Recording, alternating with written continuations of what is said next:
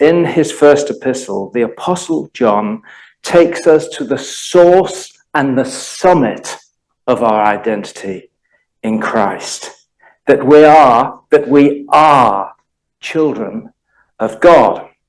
And we saw how to be a child of God in the sense the apostle was teaching us here. It isn't only about being adopted into his family, which we are, it is to be born of God himself. To be, in the original Greek word used in verse 29 there of chapter 2, begotten of him.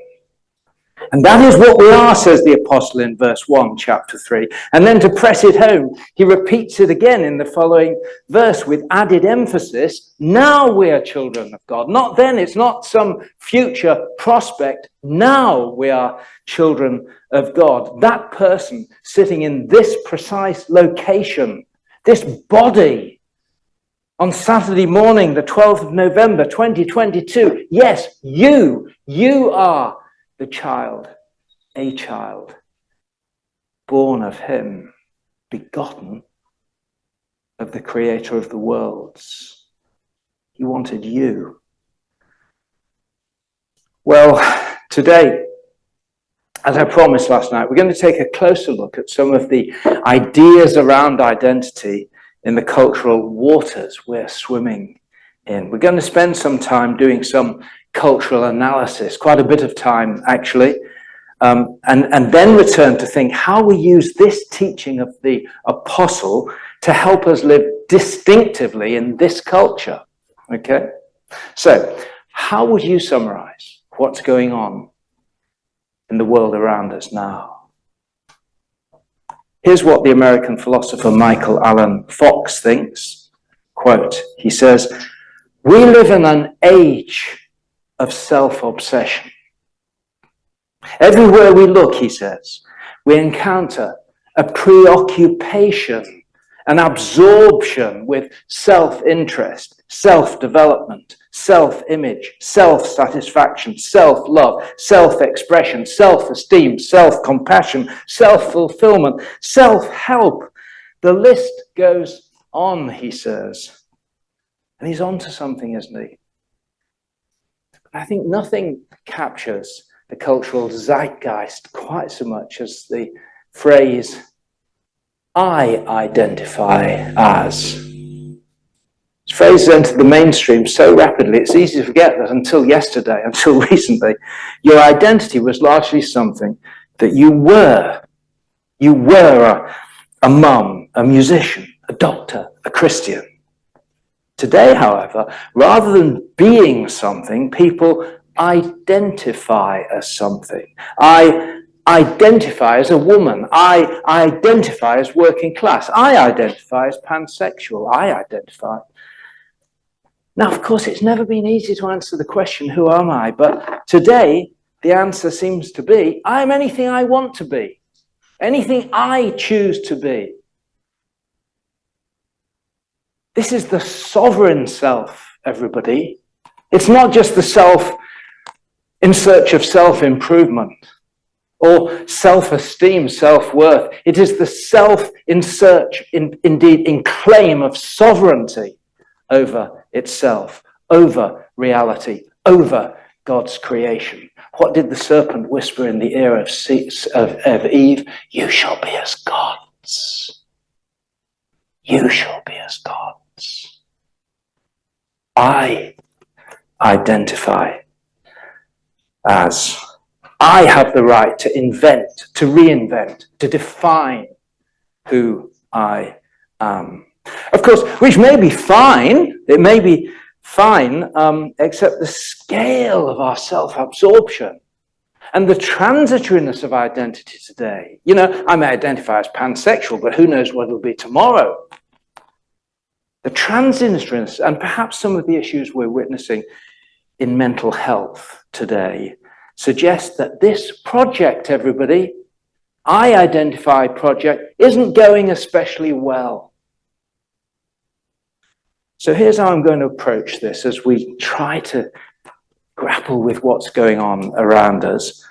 First, I'm going to define my terms. You'll be amazed how many sermons and talks on identity you can listen to, and nobody actually says, what do you mean by this term? How are you defining it? So I'll have a go at that. At least I'll tell you how I'm going to be using the term, so we have a shared understanding today.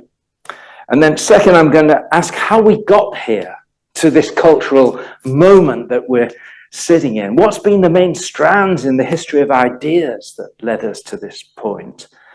And then third, if today's culture of self-invention, this is a bit of a spoiler, everybody, if this culture of self-invention turns out to be the problem rather than the solution, how does John's teaching here help us to live distinctively and prophetically? How does it help us to recover our confidence again in what we believe and who we are, to live in this world and to love, serve those around us? So first, definitions. What is personal identity? Well, we know that we human beings are endowed with extraordinary abilities to build mental concepts, maps of the world around us. That is, abstract summaries of the world in our heads. But we also possess the ability to build concepts of ourselves internally.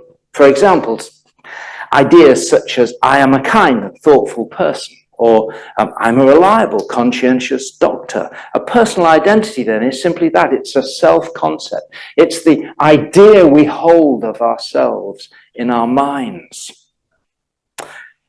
The best way to think about how we structure this self-concept is as a story, a narrative.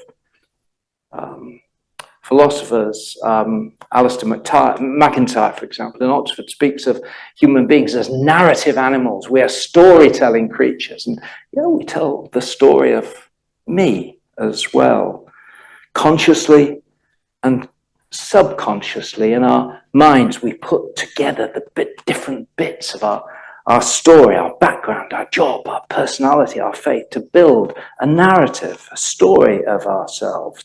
So, in sum, identity is the story we tell ourselves about ourselves. And it tends to comprise the headlines that summarize and characterize that story. So, of course, the details of the story are constantly evolving, aren't they? Your self-concept is different today from what it was 5 years ago. You're now doctors, and that's reshaped some of the headline of how you see yourself. And it tends to be a gradually evolving process, but of course, sometimes it can take sudden and dramatic shifts, as Saul, the Hebrew, discovered as he encounters Christ on the road to Damascus and becomes Paul the Apostle, called by God, you see. A dramatic and sudden shift of narrative. And people coming on weekends like this sometimes can experience a dramatic and sudden incursion of the Spirit of God into their lives in ways which turn them upside down and retell their story almost from the beginning. But generally, it's a slow evolution, because we need the slowness and the relative stability over time to give coherence to our lives, to give stability to our sense of self. And it's that stability and coherence that allows us to set goals and work toward them. It's not much use setting a goal if tomorrow you're going to be somebody different, because now you're going to have to maybe think of a different goal, you see. And so this sense of stability and order in the self is important to our self-understanding. So, our personal identity is our self-concept, the story we tell ourselves about ourselves. What's your story, I wonder? Okay, so second question. How do we get to some of the ideas that we're swirling around in our culture today, peaking in I identify as? Well, in the past, a self-concept largely drew on what we can think of as three sources of the self. three areas. We looked outwards to our family, our circumstances, our background, the tradition that we inherit. For example, a few centuries ago, I might have said, hey, I'm Glynn Harrison. That is, I'm Harry's son. You know? And we Harrisons have lived here and farmed the land of North Lincolnshire for generations. I'd look outwards, and that would be a big part of the foundation of my story. And then second, we look inwards as well in search of our strengths, our passions, our desires, our gifts. You know, if there's one thing that makes me a Harrison, I might have said, it's my passion for farming. I love it. Can't wait to get up in the morning and breathe the fresh air and till the land and feel the soil. And third, we looked upwards for transcendent sources of meaning and significance that frame everything else about our lives. Give meaning to it. You know, you should see how we do harvest in the Harrison family. It's bigger than Christmas because we live our whole lives under the watchful eye of the Creator of all things in utter dependency on Him. And so you see, the Harrisons put together their story from outside themselves, inside. But the whole thing was framed by a transcendent narrative, a transcendent source of the self. They looked up as well. Now, this pattern was what Canadian philosopher Charles Taylor, who's very much of the moment, by the way, Charles Taylor. This pattern was what Charles Taylor calls, he's a Catholic philosopher, Canadian, it's what he calls the porous self. This was the porous self, a self open to the world, open to the transcendent, weaving together information from these different stories, framed by the transcendent, by a source of self that comes from beyond ourselves, you see. Today, however, he says, something has changed. What seems to be happening when we say, I identify as, is that regardless of the outward realities that may have shaped my life, what I inherit, what's gone before, regardless of the supposed transcendent realities, sources of meaning and purpose, how God may see me if He even exists. Regardless of those things, I get to tell my story in any way I want. We've become what Charles Taylor calls buffered selves. The buffered self is cut off from tradition and the past and what may have helped shape me, but deeply and most importantly, cut off from the transcendent and anything from beyond the resources that I find within little old me that might help give meaning and purpose, destiny to my life. A self buffered against all that might threaten its sovereignty. You shall be as gods.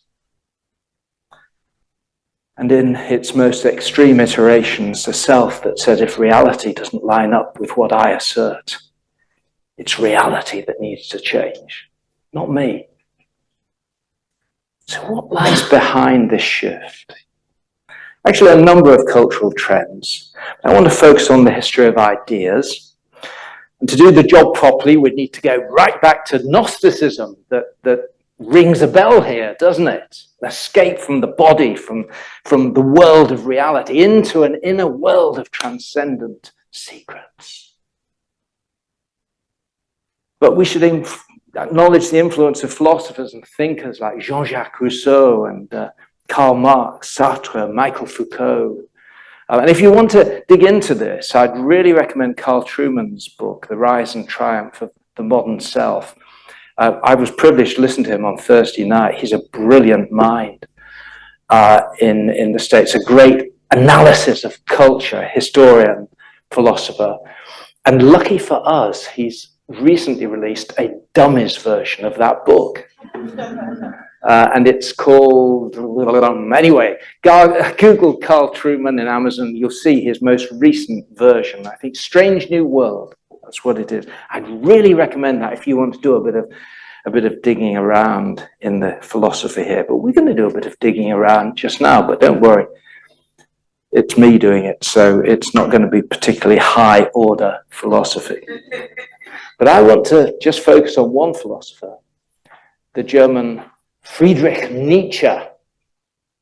Nietzsche, the son of a 19th century German Lutheran pastor, born with a huge intellect, incredible intellect, and a rather odd personality. Indeed, he spent the last decade of his life in a psychiatric institution, psychotic. He made very little impact in his time, and yet I tell you, he is on the streets today, his thinking. After rejecting his parents' religion, the young Nietzsche eventually became one of the great atheistic philosophers of the 19th century. One of his most famous phrases, you must have heard it, "God is dead," he said. "He remains dead, and we have killed him." What he meant by that was that the ideas unleashed in the Enlightenment, that science and scientism explains everything about the world, killed off God. And he says we have to face that, you see. But here's the thing, everybody, it wasn't Nietzsche's atheism, actually, that makes him so important to our thinking. There were backs of atheistic philosophers around at the time. It was almost de rigueur to be atheist. No, Nietzsche stands out because more than any other, he was ready to embrace the implications of atheism. God is dead and we killed him isn't a cry of victory so much as a cry of anguish. Nietzsche understood you can't get rid of God, but keep the values that rest on him for their validity and authority. If there's no God, there can be no objective values, he argued. If there's no God, there's no court of appeal to adjudicate between your truth and her truth and his truth. There is no foundation for human experience, no absolutes, no a priori's, no universal, no objective truth. It's just you, buffered little you. You're on your own. And there's your ideas and there's other people's ideas, and the ideas that make it to the top of the heap are simply the ones in the hands of the people with the power, he said, to get them there. When you've killed God, he said, quote, that's all there is, power. Quote, the world itself, he said, is the will to power, unquote. Quote, and nothing else, unquote. So turning to us here this morning, he would ask, what then are you if all you do is you submit yourself to whoever happens to hold power over you? Get off your backside, you're a nothing, rise up, be a something. To live a significant life, he said, you must, quote, will your own power, unquote. You be you, he said, quote, you should become the person you are. Sound familiar? Friends across the West, Nietzsche's everywhere on our streets. Don't you tell me who I am. Don't tell me what I must do. I get to decide. And if reality doesn't line up with my choices, reality changes, not me. My body doesn't line up with what I feel about myself, and I decide I want to do with myself, then my body needs to change, not me. My body has no authority over me. And if you don't line up with what I feel about myself, then we will cancel you. Power. No right, no wrong, no rules for me. Who sang that? Elsa, yes, and we're singing along with her already, aren't we? No right, no wrong, no rules for me. I am my own experiment, said Madonna. I am my own work of art. And to the modern mind, what not to like, you shall be as gods. And so you see, as we survey this world of the buffered self, the $64,000 question is, does it work? Isn't it? It's what we ought to be asking. And feeling bold and confident enough to begin to ask, is it working? Have nearly half a century over which this philosophy has come to dominate our culture. Is our mental health improving? Are relationships more stable, rewarding? Are children growing up with a sense of inner poised, confident youngsters eager to get out and make something of the world? Across the West, mental health issues are on the rise, especially anxiety and self-harm, especially among the young. People's sex lives are no better. In fact, the data unequivocally show that year on year, people in the age bracket 16 to 45 are having less sexual intercourse per month than before. It's falling. Why, says Professor Spiegelhalter of Cambridge. If the graph carries on as it is, he said, no one will be having sex at all by the year 2040. Now, he's a statistician and I'm an epidemiologist, and both of us know that you should never extrapolate graphs like that. But there's something there, isn't it? A revolution that promised more, delivering less. And that's the way the evil powers work. They promise more and more, but deliver less and less. Until as you sell out to them, they have everything. You have nothing. Nothing. Buffered little selves. And loneliness is on the increase, unequivocally so, especially among the young. Now, of course, these negative social trends can't be blamed in any simple causal relationship on buffered selves, self-invention. But my point is that it's really hard, folks, to unearth the mental health benefits this philosophy claims to produce. Indeed, there are plausible reasons to believe it does more harm than good. Let me highlight 2 or 3 reasons why I think this is the case, why they're actually harmful. First, there's the common sense argument. Look inside yourself. You know, well, when I look inside myself, I mean, what do you see when you look when I look inside myself? I do see some real strengths, some real gifts, some real achievements. Things I offer to God, and I think He's pleased, and I really do see that. But I see a dark side as well. I detect a remarkable inbuilt capacity for deception of myself and others, mechanisms which protect me from the truth about myself. And I detect some things that have their roots in hell. So yes, we need self-acceptance in the sense of embracing the reality of who we are, because you can't do anything with what we are until we embrace the reality and accept it. But what do we do with what we find? That's the question.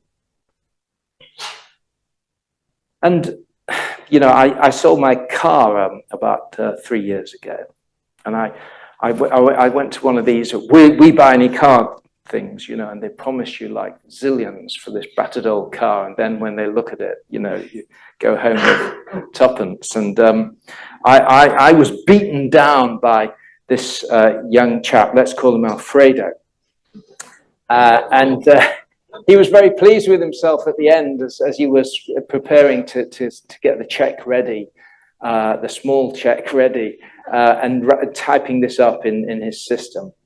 And I just got chatting to him. You know, I'm a psychiatrist, always asking people about themselves. And I said, so how do you get, you know, because you're Eastern Europe, or, you know, he said, yeah, I came here a couple of years ago, and he told me where he was from. And so I said, what brought you to the UK? He said, well, I've got a brother here. And I said, what, you got a project together? He said, no, actually, I don't see much of him, I suppose. And I said, what brought you here? And he said, well, to be honest, I think I came to find myself.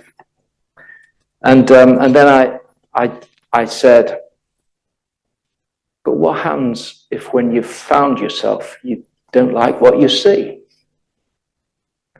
And he said, you got time for a coffee? You got time for a coffee, you be you. See, it's a phrase that lifts us up in expectation, but then leaves us dangling in the wind, cut off from the transcendent, consigns us to a treadmill of endless, ultimately groundless self-making. All we have is the resources from within our own buffered little lives. Just the common sense argument. But then there's the evidence from research into self-esteem. You know, folks, we recognize rightly that having a sense of basic self-worth is important to our well-being. But evidence is accumulating that simply encouraging people to identify themselves as worthy, which is what self-esteem is, doesn't work. In fact, it weakens their self-worth rather than strengthening it. I could talk about the work of Joanna Wood of Ontario, Hamilton, Ontario, a psychologist there, and I'll just summarize one of her projects. She compared two groups, and she divided two groups of subjects randomly assigned into two subgroups on the basis of their score on various baseline assessments, particularly their sense of self-worth at the time, their score on the self-esteem scale, and various other measures of anxiety and depression. And then group A, she tasked with attempting to boost their self-worth by redefining themselves as worthy. So they had to chant, "I am a lovable person," for 20 minutes. You know, they had 20-minute selfie quiet time every day. "I am a lovable person," and then ponder all the different ways in which they were worthy and lovable to a set program. The other group, they actually got a similar statement, but they were asked to meditate on how this was true of them and how not true of them. So how did subjects feel at the end of their tasks? Well, the people who were trying so hard to be a lovable person at the end of the study had lower mood than at the beginning, okay? And the same occurred for self-esteem itself. Those who already had a low sense of self-worth felt even lower at the end of telling themselves how lovable they were. And Joanna Wood summarized her findings. She said, the people who already have high self-worth feel a little better at the end of this. You know, if you're Donald Trump, you feel even better after saying, "I'm a lovable person," and you go on your own sweet way. But she says the people with low self, this backfires for the people who need it most. Why? Because it's just your own propaganda. It's the buffered self looking within inside itself, saying, "Yeah, I'm a lovable person," with no foundation for that fact. No reality for it, because we're not always lovable. And if you truly accept yourself, you know that. And that's what the Christian gospel says. It says, yes, accept yourself. You're a sinner, as well as a person of grandeur and beauty and worth, because you made in the image of God. But as a sinner, you now spoiled that image and defaced it. So accept yourself, but now open your heart to the transcendent, to a source beyond you. And so look, everybody, if attempts to redefine the worth of the self by simple assertion falter so badly, it seems pretty reasonable to hypothesize that attempts to redefine yourself aren't going to fare particularly well either. By analogy to self-esteem, it's going to produce weaker, less stable, rather than more stable versions of ourselves. Could this be why, especially on university campuses, people can seem so fragile and in need of protection? You see, could this be why we're witnessing the demand for safe spaces? You know, the buffered self seems to be easily wounded, weak, fragile. It demands the right not to be offended. And then my final argument, my third, a very brief argument, why today's culture of selfism is perhaps contributing to the rise of mental health issues, is drawn from the work on the psychological benefits of what's called self-concept clarity. Self-concept clarity refers to the extent to which people have a clear view of who they are, indicated by interests and viewpoints that remain stable over time. And early psychological studies suggest that people with high levels of self-concept clarity report higher self-worth, together with lower levels of anxiety and stress. Now, these are only correlations. We don't know whether this is a causal relationship, but if it did turn out to be causal, then we can see how contemporary confusion around identity fueled by the social media environment, bombarding us with image of better versions of ourselves, may well be one key factor in understanding the rise of mental health issues today. John wants us to be clear. This is what we are. Self-concept clarity. You see, he understands instinctively the good of the gospel for human flourishing. So my central point here is that mantras of the buffered self just need to look inside yourself. You be you, or you be whatever. Paradoxically, produce hollowed out, weakened selves, intensely vulnerable to the pressures of social media and consumerism and influencers. Why, for goodness sake, we're so confident, do we want to be influenced? Why do we follow these people? It's because we're so weak inside, we're looking for anything that'll give us a better version of ourselves whilst denying that it can, because it can only find within myself. So everybody, I want to suggest to you this morning, it's time for us to be bold as Christians. It's time to grasp the nettle, stand up for what we believe, because what we have been given is for the life of the world.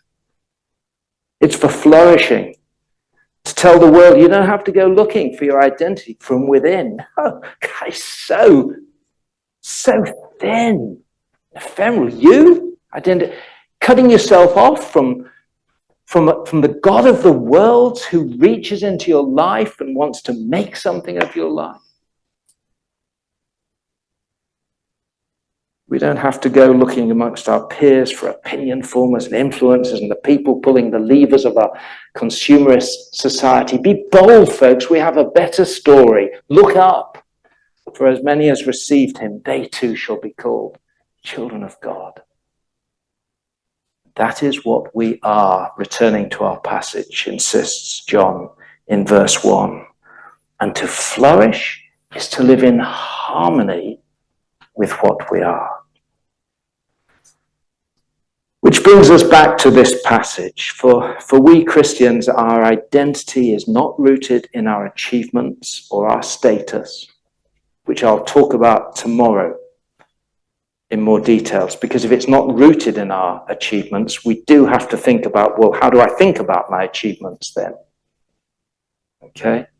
So we'll come back to that tomorrow. I want to be even more practical tomorrow. So it's not rooted in our status. It's not discovered or searched out from deep within. It is given us. It is made by the Spirit of God himself, who has sired us, fathered us to be a people for himself. That is what you are.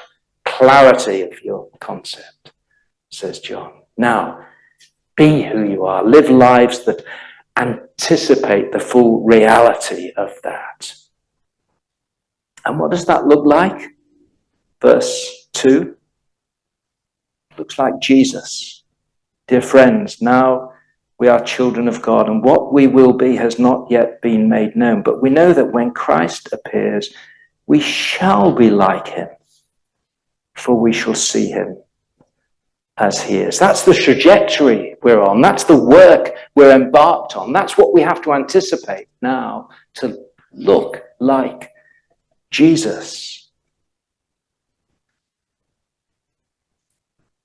Paul reminds us in Romans 8, of course, that creation itself groans in anticipation of this final revealing of those who will finally look fully like Jesus, doesn't he? But just before we finish, I just want to pick up in the end of verse 1 there, one other point that John feels he needs to address, because it's as if he's reading our minds just now, or the minds of one or two of you here. And it's this: if this is so good, if it's so big and important, why isn't anybody out there taking any notice of us? You know, children of God. The church bell's ringing out this morning, but people carry on driving right past. Better things to do. I don't think the people on my ward, you're thinking, have been particularly wowed by what they've seen of me. Wow, child of God. Doing my PR.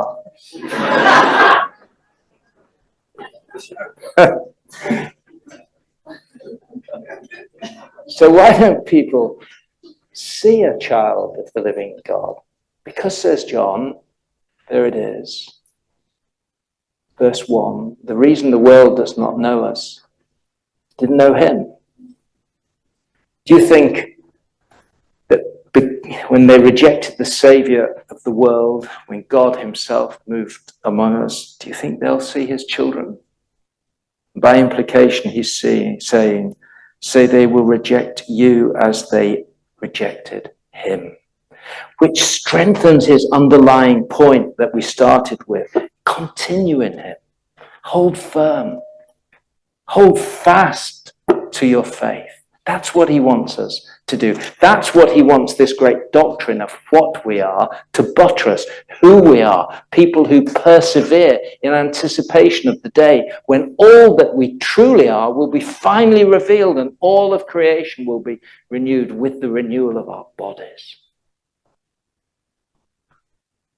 You know, about 2,000 years ago, it was AD 198. A little group of Christians were led out before the Roman emperor, before the Roman consul. His name was Saturninus, and we're in Carthage, North Africa, AD 198. And this little group of Christians, 7 men and 5 women. Saturninus, he wasn't a cruel man, actually, from what it seems from the records we have, and there's quite good records of this occasion. He wasn't a cruel man. He actually just wanted to get through the business, get these people home. So he said, look, let's just bow the knee to Caesar. You accept Caesar as Lord, and then we'll go home. It's all we have to do. So why don't we just everybody get on with it, and then we go home. And that was what he put to them. And 1 or 2 of them spoke. And then a woman called Secunda stepped forward. And we don't know much about her. I sometimes wonder, did she have kids at home? Was she just 17, 18? Or was she a professional woman? Was she a servant? We don't know. But we know her name, Secunda. And we know what she said. She said, I am a Christian. I must be what I am. Do you remember what we said yesterday? Develop your self-understanding who you are from what you are. She'd heard that. She understood it. I must be what I am. Jesus is Lord. And she was taken out with the other 11 and they hacked away at them until she was dead with swords. And friends, we stand on the shoulders of giants. People in the past who stood, little people like Secunda. And now we bottle out. And we're frightened for our jobs and our careers and our prospects and our reputation. So we keep quiet and we let somebody else take the heat. Now, of course, all of this has to be done gently, with love. With love as our first imperative for those around us. But at the end of the day, what we've been given here is for the life of the world. And we have to share it. We have to be bold. We have to be, because now it's our turn. What we are, children of the living God. Amen. Amen.